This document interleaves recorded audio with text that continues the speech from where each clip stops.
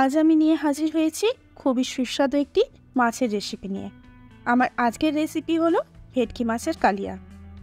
আমরা সাধারণত ভেটকি মাছের ফিশ ফ্রাই বা পাতুরি খেয়ে থাকি, তাই এই রেসিপিটি আপনারা অবশ্যই বাড়িতে একবার তৈরি করুন। বানানো কিন্তু খুবই সহজ, খেতেও হয় কিন্তু দুর্দান্ত। ফর্মস কিচেনে আরও একবার সকলকে স্বাগত জানিয়ে শুরু করছি আজকের রেসিপি। প্রথমেই একটা প্লেটের মধ্যে সমস্ত মাছগুলোকে আমি নিয়ে নিয়েছি। এখানে আমার 500 গ্রাম মাছ আছে। এরপর আমি এর মধ্যে দিয়ে দেবো প্রথমে পরিমাণ মতো লবণ, হাফ চামচ মতো হলুদ গুঁড়ো, আর সবশেষে দিয়ে দেবো 1 চামচ সর্ষের তেল। এরপর এগুলোকে খুব ভালো করে হাতের সাহায্যে খুব ভালোভাবে মাখিয়ে নেব। তারপর এটাকে রেখে দেবো। এরপর অন্যদিকে একটা কড়াই বসিয়ে দিয়েছি। কড়াইয়ে বেশ খানিকটা কিন্তু আমি তেল দিয়ে দেবো। তেলটাকে কিন্তু খুব ভালোভাবে আমি গরম করে নিয়েছি। দেখুন তেল থেকে ধোঁয়া ছেড়ে দিয়েছে। এরপর একে একে মাছগুলোকে কিন্তু আমি এখানে দিয়ে দেবো। 1 মিনিট পর একটা খুন্তির সাহায্যে দেখুন এইভাবে কিন্তু মাছগুলোকে আমি পাল্টে নিচ্ছি। খুব বেশি কড়া করে এই মাছগুলো আমি ভাজবো না, যেহেতু মাছটা খুবই নরম, সেই জন্য হালকা একটা বাদামি রং চলে এলে কিন্তু আমি মাছগুলোকে তুলে নেব। এইভাবেই কিন্তু আমি সমস্ত মাছগুলোকে কিন্তু ভেজে নিচ্ছি। এরপর ওই মাছ ভাজা তেলের মধ্যে দিয়ে দেবো হাফ চামচ কালো জিরে, 5 থেকে 4টা চেরা কাঁচা লঙ্কা।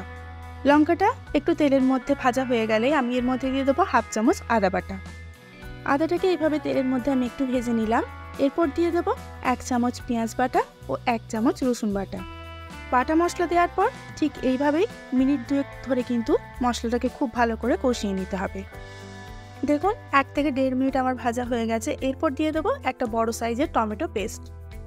টমেটো পেস্টটা দেওয়ার পরও কিন্তু ঠিক এইভাবেই বেশ কিছুক্ষণ ধরে আমাকে কষিয়ে নিতে হবে।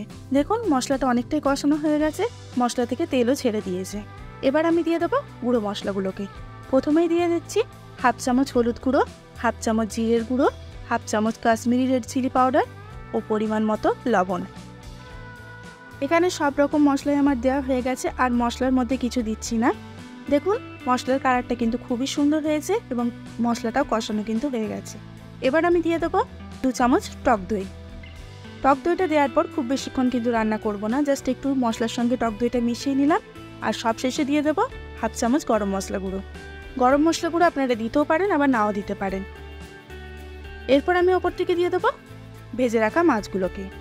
এই মাছগুলো যেহেতু খুবই নরম হয়, তাই এটা সেদ্ধ করার জন্য সামান্য হাফ কাপ পরিমাণ আমি জল দিয়ে দিলাম। আমি এটাতে ঢাকাও দেবো না, জাস্ট এইভাবেই 5 থেকে 7 মিনিট ফুটে গেলে কিন্তু রান্নাটা একদম রেডি। ঢাকনা দিয়ে রান্না করলে মাছটা কিন্তু বেশি সেদ্ধ হয়ে যাবে। তাই দেখুন 5 মিনিট মতো আমার ফুটে গেছে। এবার আমি এর গ্যাসটাকে অফ করে দিলাম। এবার আমি গরম গরম সার্ভ করব ভেটকি কালিয়া। আপনারা পুরো ভিডিওটাতে দেখতেই পেলেন এই রেসিপিটা কতটা সহজ। অবশ্যই বাড়িতে আপনারা তৈরি করুন এবং আমাকে কমেন্ট করে জানান আমার এই রেসিপি আপনাদের কেমন লাগলো। আমার রেসিপি যদি ভালো লেগে থাকে তাহলে অবশ্যই লাইক, শেয়ার, কমেন্ট করবেন। আর আমার চ্যানেলে নতুন হয়ে থাকলে অবশ্যই চ্যানেলটিকে সাবস্ক্রাইব করবেন। সুস্থ থাকবেন, ভালো থাকবেন। আবারও দেখা হচ্ছে অন্য একটি রেসিপির সঙ্গে।